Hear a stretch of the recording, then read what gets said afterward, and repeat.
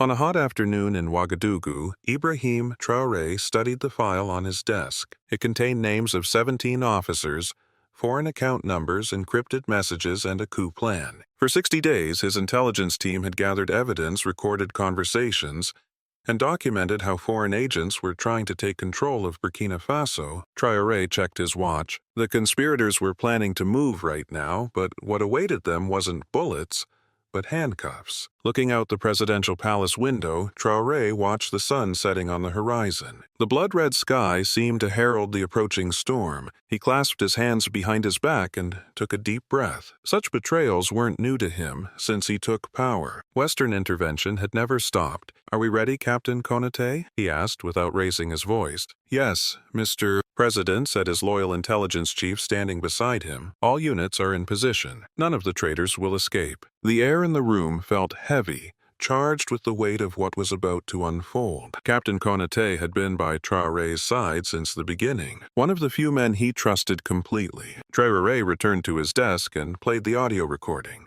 Though it was difficult to listen, he knew every word by heart. "The operation begins at midnight. We'll stop Traore's convoy at the North Gate. Our French friends have helicopters standing by. After the job is done, everyone will find $50,000 in their accounts. If we fail, the men in Paris will provide us safe passage." The voice belonged to Colonel Dio, a comrade who had fought alongside him for 10 years, shoulder to shoulder against terrorists. Now he was ready to sell his country for foreign money. Traore remembered their last mission together just 6 months ago. They had rescued a village from insurgents, sharing water from the same canteen as villagers cheered around them. Dieu had seemed so genuine. Then Intelligence Chief Konate said quietly, "Mr. President, why are you so calm? These men are planning to kill you." Traore slowly sat down and looked at the photograph on his desk.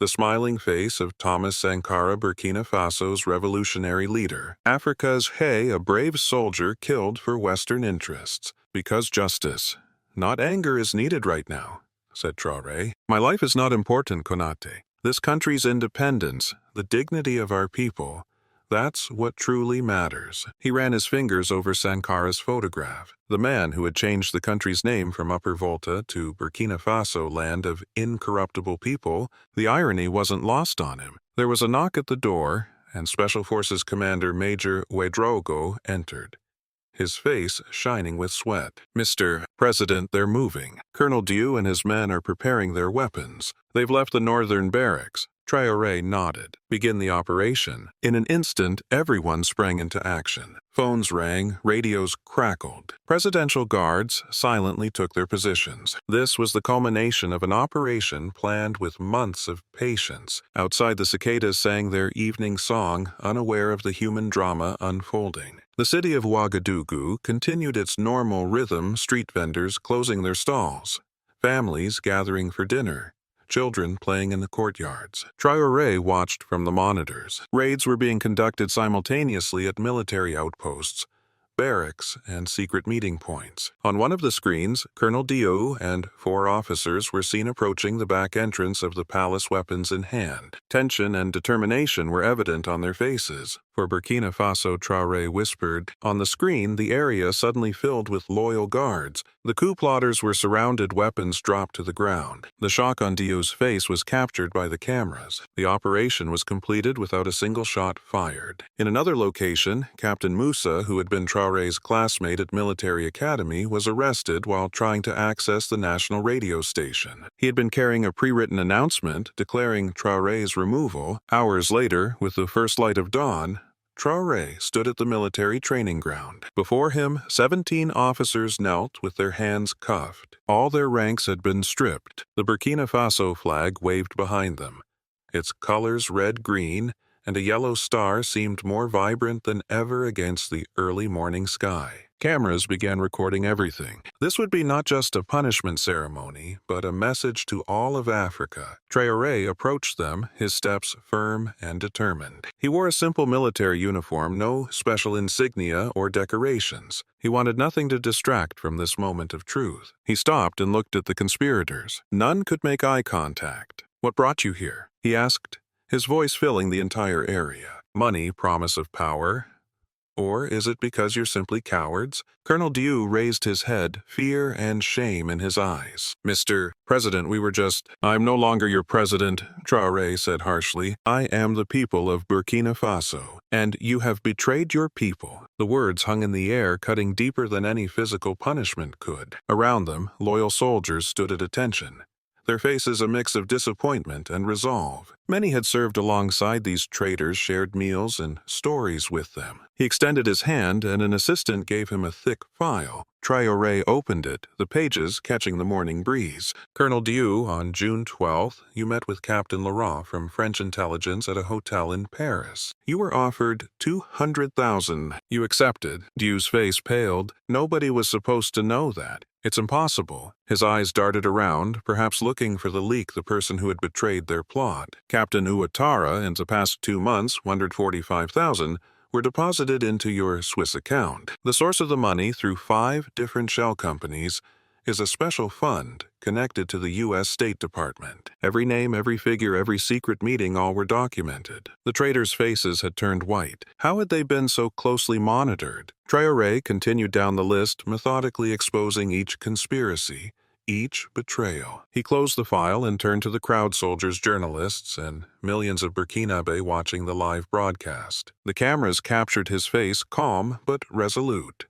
A leader forced to confront the cancer within his own ranks. Look, my friends, he said, raising his voice. These are the tools of those who want to continue exploiting Africa. Our brothers, our sons, bought with money, manipulated with fear, used for foreign interests. Angry voices rose from the crowd. Mothers who had sent their sons to the army with pride now wept at this betrayal. Veterans with battle scars from fighting for independence shook their heads in disbelief. Traore raised his hand, and a hush fell over the assembly. But today we are sending a message to them, and their masters, Burkina Faso, is not for sale. Africa's dignity is not negotiable, and betrayal always comes with a price. The sun was now directly overhead, illuminating the sweaty faces of soldiers. Heat waves rose from the parade ground, but nobody moved, transfixed by the unfolding drama. Traore approached the conspirators. Some flinched, perhaps expecting physical retribution. Instead, he spoke in a voice so soft the microphones barely caught it. We will not kill you, because we are not like them. Justice is more valuable than revenge. The words seemed to confuse the traitors. In the logic of coup and counter-coups, blood usually answered blood. This restrained response was unexpected. With a signal, the guards brought the conspirators to their feet. They stood unsteadily,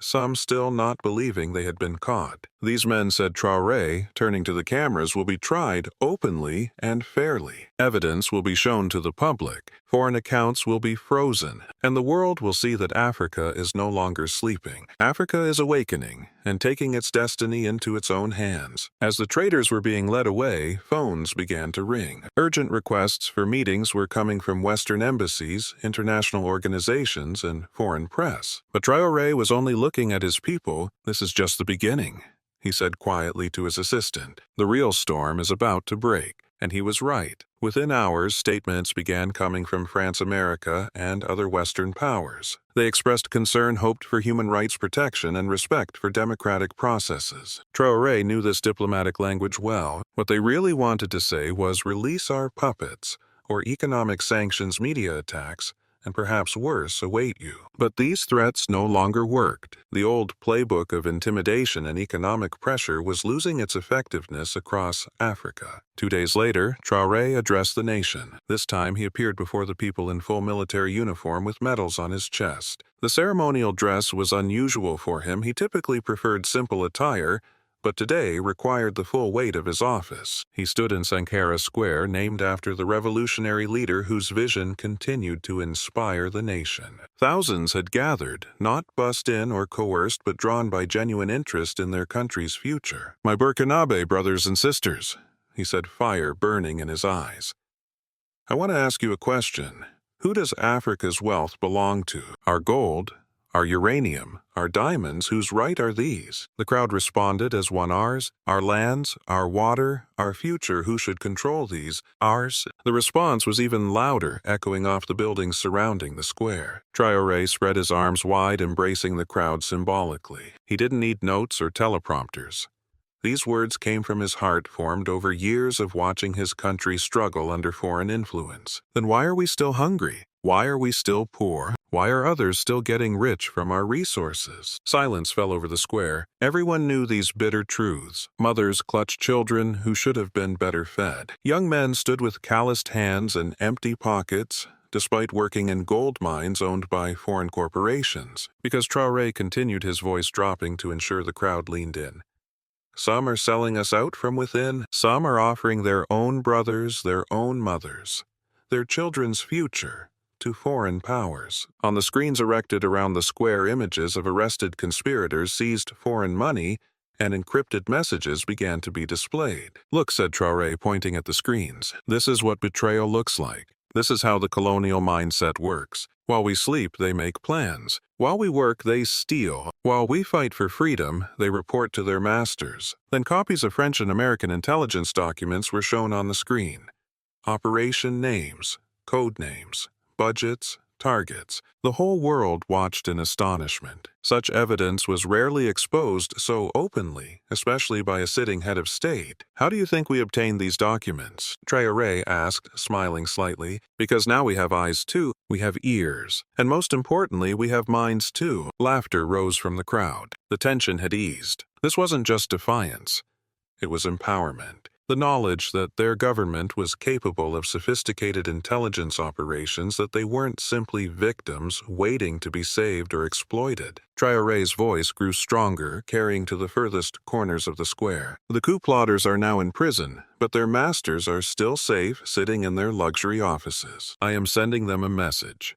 Your days are numbered. The era of exploiting Africa is ending. We are not like your fathers. We are not afraid. We do not bend, and most importantly, we do not sleep." When his speech ended, not only Burkina Faso but the entire continent was echoing with his words. Messages of support poured in from Mali, Guinea, Niger, even distant Angola and Mozambique. People had taken to the streets and capitals across Africa, celebrating Traore's speech and demanding similar accountability from their own governments. In diplomatic circles, emergency meetings were convened. The exposure of Western intelligence operations presented a significant problem. The betrayal attempt had failed, but this was just one stage. The real struggle was just beginning, the struggle against the colonial legacy for a free and independent Africa. As night fell, Traore returned to the presidential palace. Despite the victory, he felt the weight of responsibility more heavily than ever. The path ahead would be difficult. Foreign powers would not simply accept this challenge to their influence. He walked through the corridors, nodding to guards who stood a little straighter,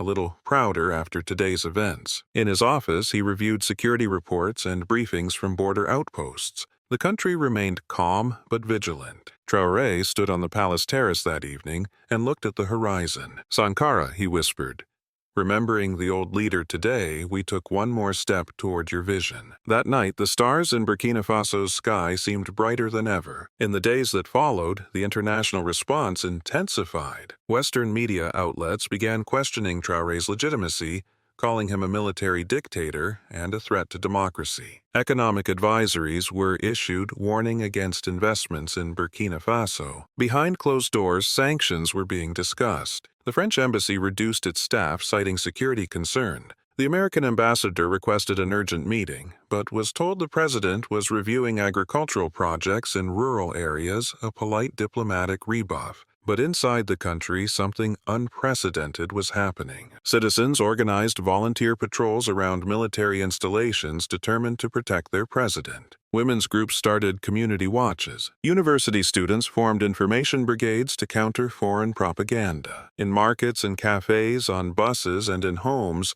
people spoke openly about colonialism, economic exploitation, and sovereignty. A week after the failed coup, Ibrahim Traore made another bold move. He called a press conference inviting journalists from all over the world. Western reporters expected apologies, perhaps a softening of his stance after days of international pressure. The press conference was held in the National Assembly building, a structure built during colonial times but now repurposed to serve African democracy. Foreign correspondents filed in notepads, ready, cameras rolling. Instead of backing down, Traore brought in boxes of evidence, financial records, communication logs, weapons with serial numbers traced to European manufacturers. He laid out step by step how the coup had been orchestrated from abroad. "These are not accusations," he said calmly. "These are facts, and facts cannot be sanctioned or embargoed." A BBC journalist raised her hand. "Mr. President, France has denied any involvement in these alleged coup attempts. How do you respond?" Traore smiled slightly. "Of course they deny it. But the signatures on these documents belong to officials in their government. The money trail leads to their banks. The weapons bear their manufacturing stamps. Should I believe their words or the evidence?" The evidence was overwhelming. Photographs showed Western officials meeting with the conspirators, bank transfers linked foreign governments to the coup attempt. The world watched in stunned silence as decades of covert operations were exposed in broad daylight. An Al Jazeera reporter asked, "Are you declaring yourself anti-Western, Mr. President? Is this a shift toward other global powers?" "We are not anti-West," Traore clarified. "We are pro-Africa. We want partners, not masters. Investors, not exploiters. Friends, not colonial shadows." By the end of the press conference, the narrative had shifted. Questions were now being directed at Western governments, not at Traore. The aftermath transformed not just Burkina Faso but sent ripples across the continent. Young leaders in neighboring countries began speaking out more boldly. Citizens demanded transparency in mining contracts and foreign agreements. Ibrahim Traore, once dismissed as just another military man, had become a symbol of a new African awakening, not through grand speeches or revolutionary slogans, but through something more powerful: the simple act of exposing the truth. In the weeks that followed, the economy faced challenges as promised. Some foreign companies withdrew investments. Import costs rose as traditional trading partners imposed subtle barriers, but new partnerships formed as well. African nations increased trade with each other, reducing dependency on former colonial powers. As for the conspirators, they faced justice as promised: open trials, international observers, due process. The system Traore was building wasn't based on revenge, but accountability. 3 months after the failed coup, Ibrahim Traore visited a small village near the border with Mali. No entourage, no press.